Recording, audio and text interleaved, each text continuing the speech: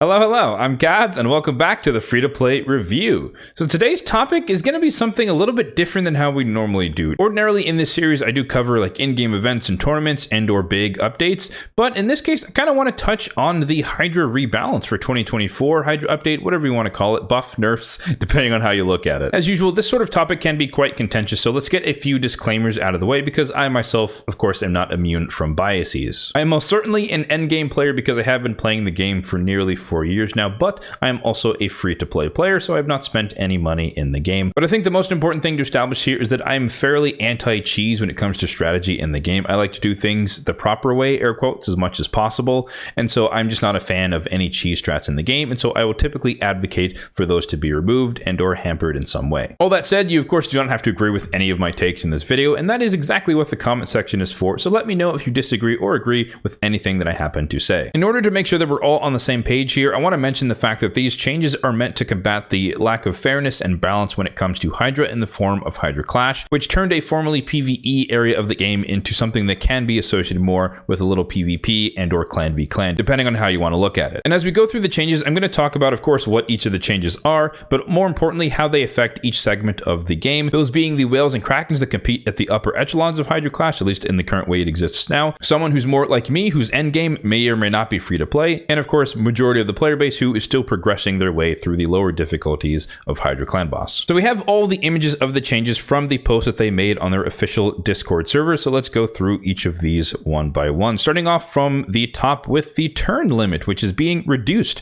from 1,500 turns to 1,000 turns, and now the game will warn you when you hit 750 instead of when you hit 1,000. Now this change means a lot of different things. One, your damage will be significantly lower because 1/3 of the battle is gone, but also this will save people a lot of time. I know for a fact that people who do like full manual nightmare level runs can probably take somewhere up to 90 minutes to 2 hours depending on your composition, and so that will be cut by 1/3 more or less. And then for a normal auto composition, it's somewhere around an hour perhaps, and so this will be closer to 40 minutes. So there's a massive time savings and there will be a massive damage drop off. This change affects everyone basically equally when it comes to the segmentation of the player base, and by nature will make Hydra Clash more competitive just because the damages are a little bit more capped. They're not hard capped, but you just have less time to do your damage in, and thus it will just bring the thresholds into a more reasonable range. But of course, this is not enough on its own to combat all of the problems that go on with Hydra Clash. The other thing I want to mention with this is also a soft nerf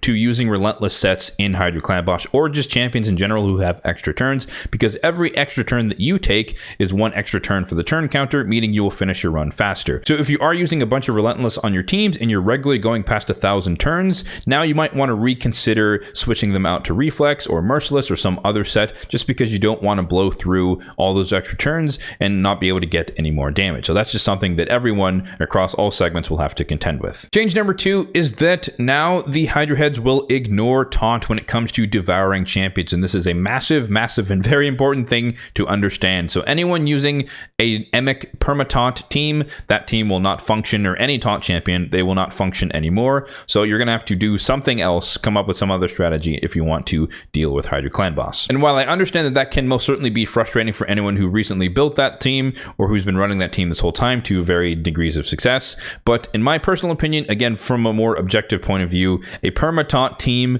is skipping the mechanics of devouring, you're skipping a lot of the mechanics of the Hydra heads, and I would classify that as a cheese team, and therefore I personally don't support that, and I'm happy that it's being removed in some way, shape, or form. For the whales and the krakens, this basically does nothing because those people do not run any type of team with taunt. They don't have to worry about it. They're either running a Trunda reset team or they're running some super heavy DPS focused team with a bunch of ally attacks, and they don't really care about being devoured because they can just kill heads as they need to. For someone like myself, kind of in that same boat of where we're probably not running these types of teams. However, there are plenty of endgame people that I know that were I should say, running a taunt team just in order to get out to Nightmare for the first time or something like that. And for Hydra progression, I would say that this is probably one of the more popular methods to try and get out there if you happen to have a taunt champion. So once again, you are going to have to come up with some ulterior strategy. Now, taunt will still work for like the Head of Decay, maybe the Head of Mischief. I think it still bypasses that and goes for the champion with the most buffs. I don't recall exactly, but I think that, you could still use taunt champions to evade some of the single target abilities, but for the most part, the overall utility of taunt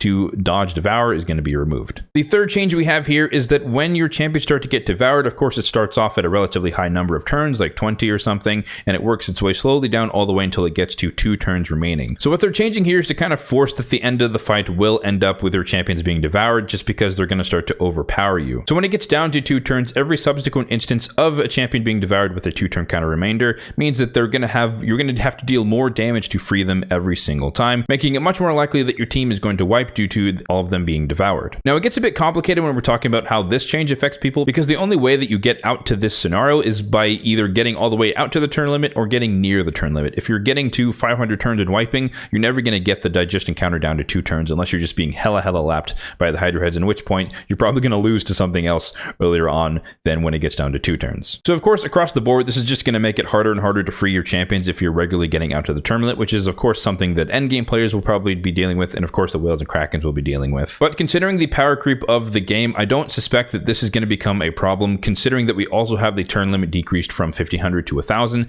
So I think a lot more people are going to hit 1000 turns long before they have to deal with the 2-turn duration digestion counter. But we'll kind of see how that works, because they're changing a bunch of things at once, and so there's a bunch of different facets that could happen at the same time. So wait and see. But I suspect the people who already regularly hit the turn limit cap in the end won't have to deal with this particular effect. But for those progressing through Hydra Clan Boss, this might become a problem as you start to push your turns further and further closer to the turn limit cap. It's just going to be harder to finish off the fight near the end. But again, that's not going to be the end of the world, because you're still going to be able to do majority of the damage you need to do prior to that point. On the next page, we have change number 4, which is an interesting one to say the least. And essentially, now exposed necks, once you decapitate a Hydra head, they have a fixed amount of HP, and if you break through all of that HP, then a new head will respawn. But of course, they will also respawn after 2 turns if you don't deal enough damage. So what this change does effectively is it means that you can't just do an infinite amount of damage to a decapitated head while it's decapitated. If you do 2 times its HP, or if its max HP when it was alive, then it will spawn a new head ready to go. And so you can't just do millions or billions of damage into a decapitated head. It's still important to decapitate them, because you still get all the bonuses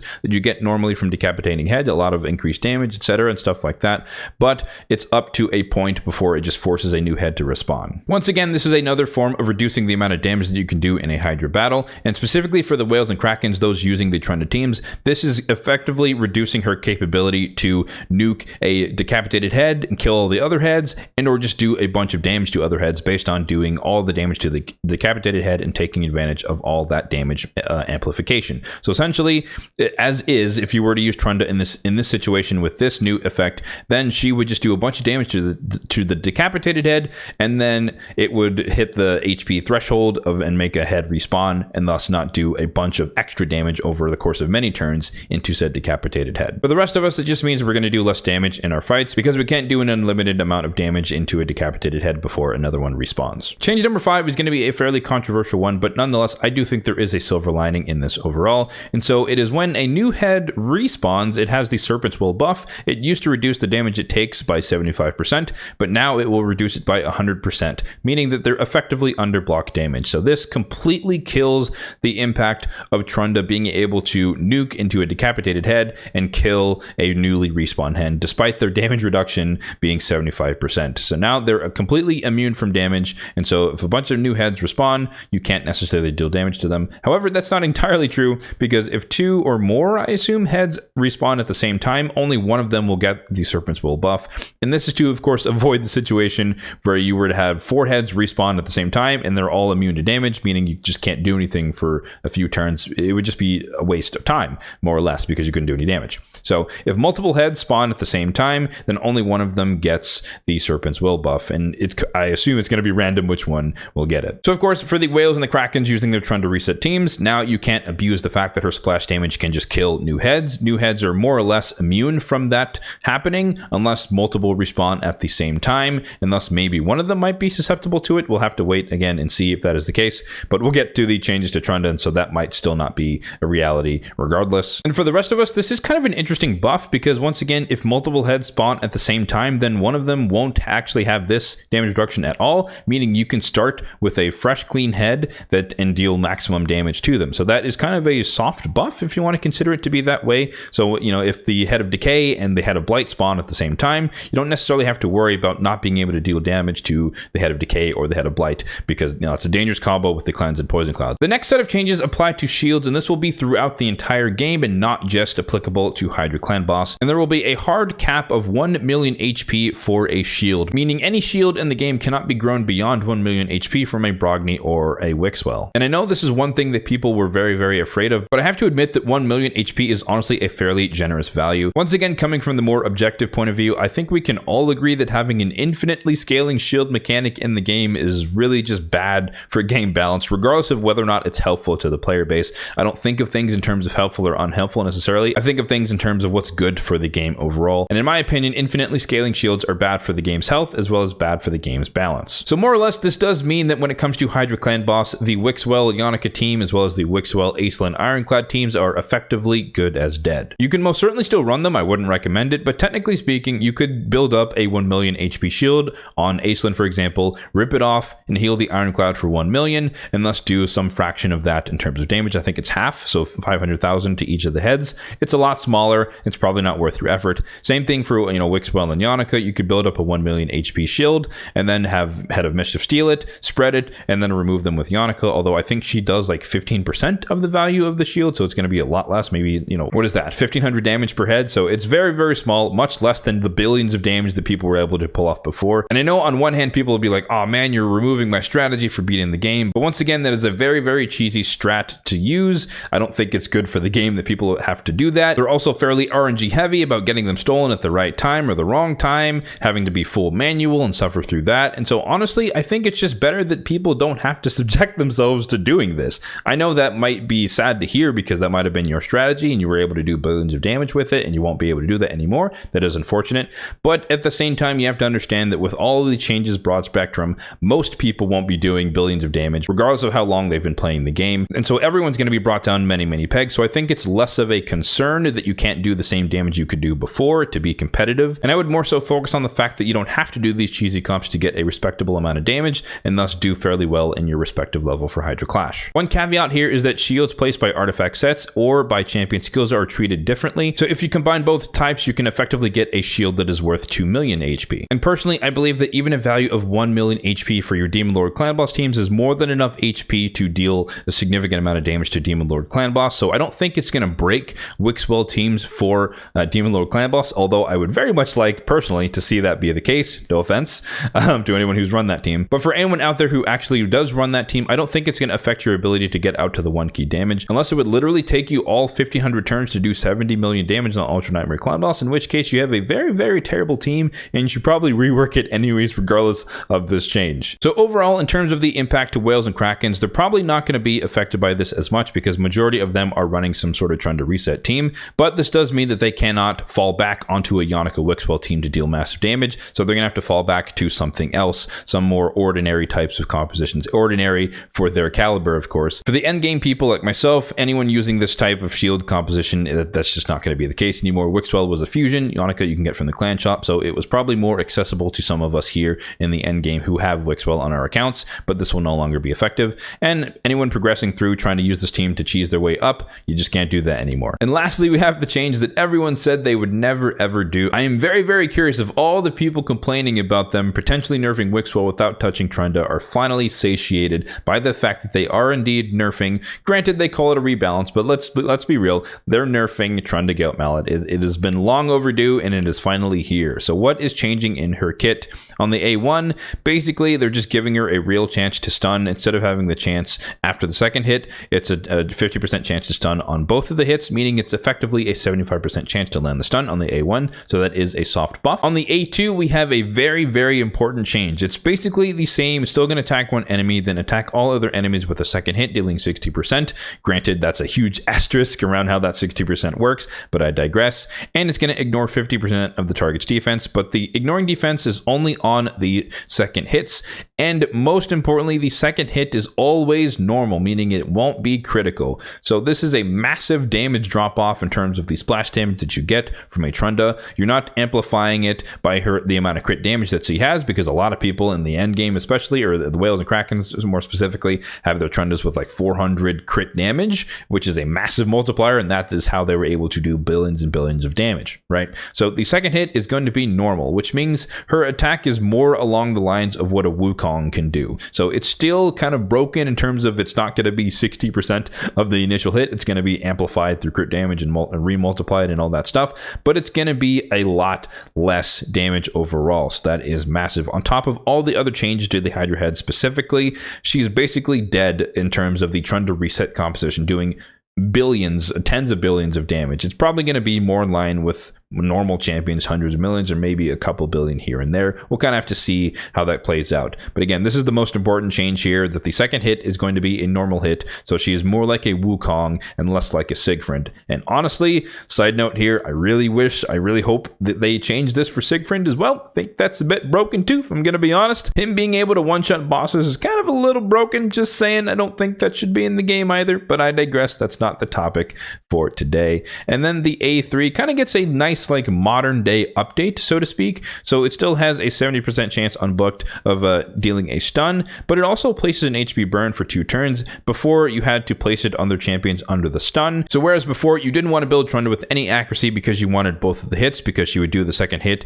on champions under stuns, that is still the case. She'll place an extra hit on champions not under stun, but you might want to consider putting accuracy on her because she also places out the AoE HP burn. It's not in exchange of the stun, it's with the stun. And then what I meant by making her ability more modern is that both of these hits will deal 50% more damage to stone skin shields. So you're going to be placing HP burn, which in and of itself is good against stone skin, but she kind of gets that new blessing effect, so to speak, where she just deals extra damage to the stone skin shield. Now this is not ignoring stone skin, it's damage into the stone skin shield, which generally speaking is not the best way to deal with stone skin. You're probably better off, you're most certainly better off just waiting for it to dissipate, or you're better off bombing it if you want to deal with it quickly, or I guess you could take your chance trying to strip it 50-50 shot, of course. So I don't expect this to be game breaking in terms of her just busting through everyone's stone skin shields or anything like that, but nonetheless we'll have to see what the multipliers look like and whatnot, if they have to tweak those at all. We have no information on whether or not those change, so we'll just see if that is able to just instantly break through stone skin, most likely not, or if it's just able to do some damage in stone skin to weaken the people who just kind of camp under that. And then her passive is also getting a little touch up where she gains some attack for each of the debuffs that she places from her own kit, the stuns and or the HP burns, 10% for each stack up to 50% per round. And for a boss fight, for example, there's only one round, so it's a permanent 50% attack boost over the course of a longer fight, provided she has enough accuracy to land her debuffs, specifically HP burn, because obviously you can't stun bosses. The second part is that her speed increases by 5% now for each enemy currently under HP burn or stun. So this one will kind of wax and wane depending on how many people are under the current debuffs, but it is nonetheless a better way to activate this part of her passive, which honestly I didn't really know existed because everyone kind of knows Trunda for her active abilities. Whew. All right, so those are all the changes coming with the 2024 Hydra Rebalance. Overall, like I kind of said at the beginning, I'm happy with basically all of the changes. We save time when we do our runs on auto and or manual. They've basically got rid of all the exploitative and cheesy compositions, which again, I am a huge fan of, which means that most people's damage will come way down and we can kind of reevaluate and see where things fall out. I anticipate that the highest end game upper echelon of the game is still going to do a couple of billion damage, and that's where the people are going to start to compete with each other once again, but it will nonetheless be interesting to see where things shake out over time. I'm mainly happy that it's no longer possible for one individual in one clan just to do a billions of damage on one key and take out everyone in the enemy clan in terms of damage, so that's not going to be a possibility anymore. However, it's still going to be competitive, so there is going to be a degree of separation between the whales and the krakens competing with their Toshiros and Mikages and whatnot compositions, endgame people doing what they can, and the people in the normal and hard difficulty Hydra just kind of working their way trying to get the rewards. I don't think this is going to impact anyone's ability to get their rewards as they are in terms of the one keys for each of the difficulties. 36 million damage on Hydra Nightmare is not going to be impacted by all of these changes that are typically focused on the upper echelons of damage dealing as well as the longer durations of fights, which are well beyond the 36 million threshold. I think the only folks who might be suffering with this change will be the people who can barely make it to, let's say, 20 million on a hard key. Then it's just going to be a lot harder to get there. But I think that with more time, more playtime, more champions, you can most certainly overcome that eventually and still get your way out to one key on hard and or normal. So yeah, those are my thoughts on the rebalance. Let me know in the comment section down below how you are feeling about any and all of these changes. Again, I am a huge supporter of this. I think it's good for the health of the game and the balance of the game, but I know a lot of people are not going to be happy just because they're losing something relative to how things used to be. But I think overall it's a net positive. But let me know know if you disagree in the comment section down below. As always, if you found this video informative and or helpful, then feel free to hit that like button down below. It really does help out the channel. But if you disagree with my takes on this, hey, no shame. Go ahead and hit the dislike button if you want to. And if you're so inclined, feel free to hit that subscribe button as well if you are enjoying the content on the channel for more content just like this one in the future. As I mentioned at the beginning, I typically don't cover updates like this or patches when it comes to the free-to-play review, but let me know in the comment section down below if you guys want to see more coverage of stuff like this in this series going forward. Thanks for watching and have a good one.